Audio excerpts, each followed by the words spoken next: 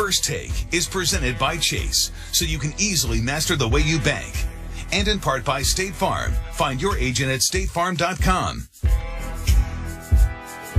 Yesterday, LeBron put up a nostalgic post on Instagram shouting at his squad and getting fired up for the season. Posting this, "Man, I can't wait to get back on the floor again with you two guys. Last year was just a sample size of what we're capable of, and I'm so hyped thinking about what's next." At Kevin Love, at Kyrie Irving, hashtag the King, Uncle Drew, Menace, the land. What is he saying here, Stephen A? Well, what he's saying here is that he's trying to win a championship. And in his heart of hearts, he believes that had it not been for Kyrie Irving and Kevin Love going down, the Cleveland Cavaliers would be NBA world champions. And I believe him. I can't say this enough. I really feel sorry for LeBron last year from the finals. I know that it was the fourth finals loss of his career.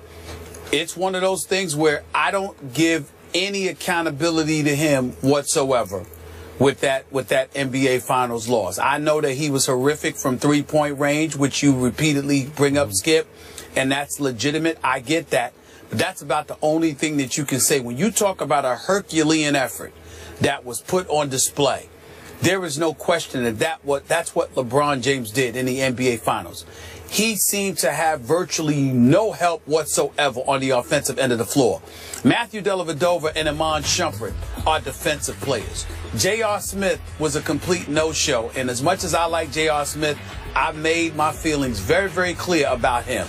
He has been in the league too long. He is too gifted to be the one-dimensional shooter that he is. He should have a better handle. He should know that he can get to the free throw line and get shots that way. He should go to the rack more. He should be like Vinny the Microwave Johnson was in his heyday with the bad boy Detroit Pistons. It ain't about shooting a jump shot. It's about scoring any way you know how to. That's what JR needs to be. When you look at LeBron, what help did he have? Tristan Thompson was a rebounding demon, was there for defense, gave you a little something offensively, no doubt, but that's not his MO. Okay, wherever you turned, nobody was there to step up offensively because Kevin Love and Kyrie Irving was gone. LeBron had absolutely no help whatsoever, and I don't hold him accountable for that finals loss. It was too much for him to overcome. So when he makes the statement that he makes, it's because this entire offseason, I have absolutely positively no doubt that what has been tugging away at him is the fact that guys got hurt. Kevin Love, first round against Boston, with Kelly Olynyk, and that MMA move as far as I'm concerned, separating his shoulder. And Kyrie Irving, even with questionable knees, goes down in game one at 23 points and 7 assists, despite his knees. I mean, if they were healthy, I think it's a different NBA Finals. Not to knock the Golden State Warriors in any way. Steve Kerr did a hell of a job. Steph Curry is the man. But I would have loved to see those guys healthy. And I think LeBron James is exactly what he's saying, because he firmly believes if that were the case, they would be standing here as NBA world champions right now. So they got some business to go in hand. Okay, before I deal with your larger point, are you suggesting now that Olynyk cheap-shotted Kevin Love, that was a dirty play?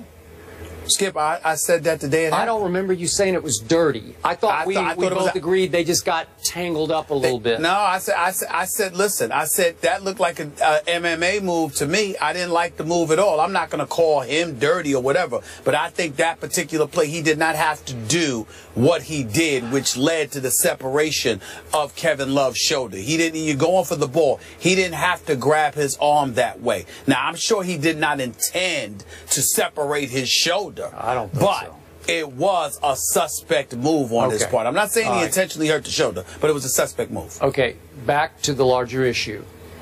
Are you sure that LeBron wasn't sending a between-the-lines Instagram message to make excuses for what happened in the finals? Because that's the way it struck me. He was making excuses as we approach this next basketball season. I don't look at it that way, Skip. I look at it as fact. You can call it an excuse all you want to, but to me, excuses are things that you look for to rationalize your deficiencies. There is no question you don't have to look for that when it comes to LeBron James. Kevin Love and Kyrie Irving, two of the big three, the new version of the big three, were gone in the NBA Finals. And against Steph Curry, Klay Thompson, the Splash Brothers, with Draymond Green, with an Andre Iguodala, with all of the things that they've done all this year, he had to go out there as a one-man wrecking crew with people like you convincing him that he had help because of Matthew Dellavedova. I mean, you give me a break. I like Dellavedova as a person, and I like him as a role player, but to be the guy that you had to lean on in the NBA Finals as your point guard, just stop it. LeBron James virtually had no help. Now, it was supposed to be JR who showed up and offset the loss of Kevin Love and Kyrie Irving to some degree. And J.R. Smith was a no-show because his jump shot wasn't falling, and he continues to be one-dimensional. He's better than that. He's more talented than that. He needs to step up and diversify his game. Okay. But outside of it, but had he done that, it would have been a different result too. Okay. I just think that, no question, Kevin Love and Kyrie Irving, you don't have to look for those excuses, Skip. They're not excuses. They're facts. Okay. I'm not trying to give LeBron a pass. Okay, now that I've allowed your revisionist history as you look back at what happened in the finals, I'm going to give you my take on what I saw when we were at the NBA Finals. I actually was there in Cleveland, so it counted for me too. Usually I just watch on TV, so it counted. You were there, you were in the arena, so it was counting, but I was there too, so for me that game actually counted. The home team was up 2-1 with another game at home. So the game 4, that fateful, what was it? Seemed like it was a Wednesday or Thursday, middle of the week night. Thursday. We're there. And it's LeBron's house. He should have owned this game. And you conceded or agreed the next morning that LeBron just either ran out of gas or just had a bad night because he just came out flat from the start. I was shocked by it. And by the way, Matthew Dellavedova had contributed mightily to getting them to 2-1 up. And that night, he ran out of gas for sure. And wound up, remember, he had to go to the hospital for IVs or something after the game, and then he was never the same after that. But listen, Tristan Thompson had been showing up. Mozgov had been showing up. I thought Shumpert, to a degree, had been showing up. Obviously, JR had not been showing up. LeBron James had been showing up for the most part and should have showed up that night, because I think you would agree with me. If LeBron gutsed it up in Game 4 and they win and go up 3-1, don't they hang on to that? I think they could figure out a way to get that one home. Literally, come back home and clinch. So to me, I was so disappointed in LeBron James that night that I'm not going to give him the injury excuses of losing Kevin Love and Kyrie because we are now revisionist history. You can't say that because they were in commanding position to virtually close the deal. The best player on the planet in his house. Really? Skip. And you can't do that? You look at it that way. I look at it differently. And again, I'm not trying to make excuses, but unlike you, I'm not comparing him to Michael Jordan either. Here was the situation. Steve Kerr made an adjustment, inserted Andre Iguodala into that starting lineup. Andre Iguodala comes off the bench. He's in the starting lineup. He drops 22. But more importantly, he helped to up the pace, to dictate tempo, because they had surrendered tempo to Cleveland. They had fallen victim to a slower pace of play, which worked to their disadvantage against the size that Tristan Thompson and Mozgov was throwing at them in games 2 and 3. Game 4 comes around. LeBron James is completely and utterly exhausted. More importantly than that, somebody by the name of Skip Bayless had been absolutely positively raving about Matthew Dellavedova and Delly. That's all you kept saying in front of folks in Cleveland. Well, they got caught up. Let me finish. They got caught up in the sauce, getting caught up in Matthew Dellavedova. What happens that game? He shoots 3 of 14. He finishes with 10 points. Can't buy a basket. Don't even get me started with how he shot in games 5 and 6. How about JR?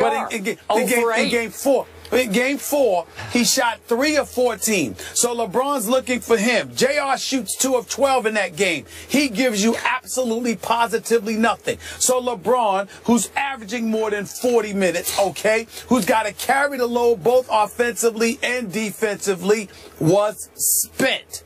It's that simple.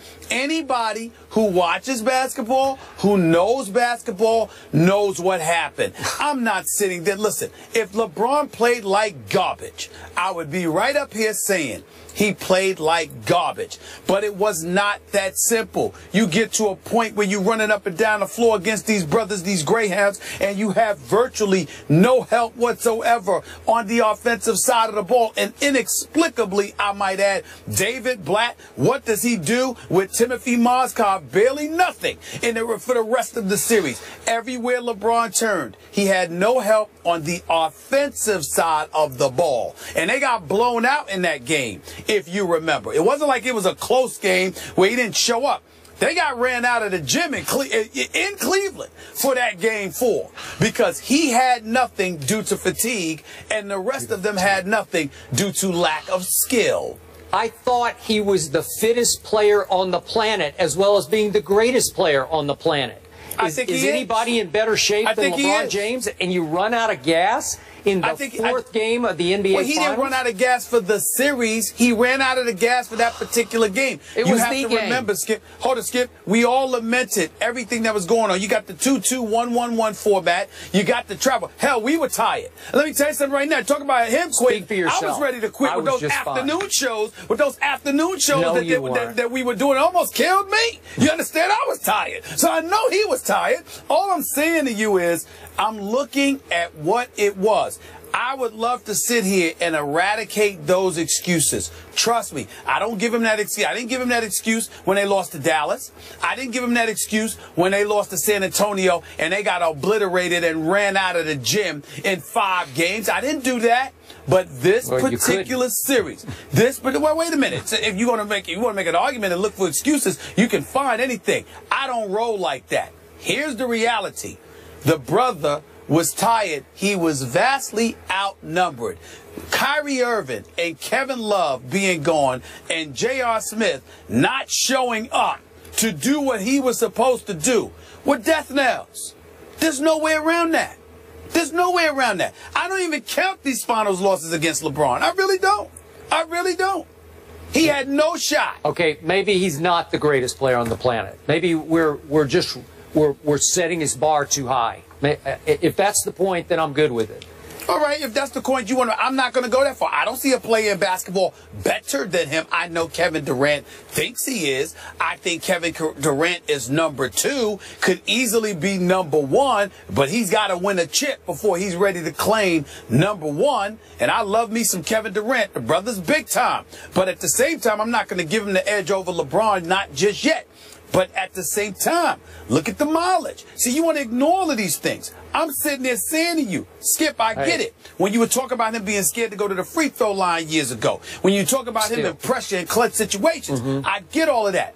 But this is one of those situations, man. Look at the mileage on the body, the games that he's played, all of these years. And do you show up in the finals and Kyrie and Kevin Love go down? Come on, Skip. That's just not fair. It's not fair to ignore that. It really is. Okay. I give up. You're right. He ran out of gas. Oh, you should. Poor LeBron. He deserves excuses. Skip concedes. On this one. Okay. On this one, he does. I can't wait to see a healthy, I know, of course, a healthy Cleveland squad here. They're still the clear-cut favorites to win it all, according to Westgate Las Vegas Superbook.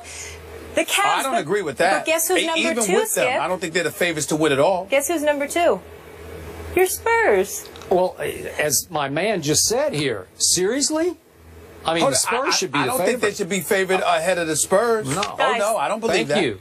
No debate. Now we're talking. No debate. Just wrapping things up here. See, they're on the same page now. See what I do? All right.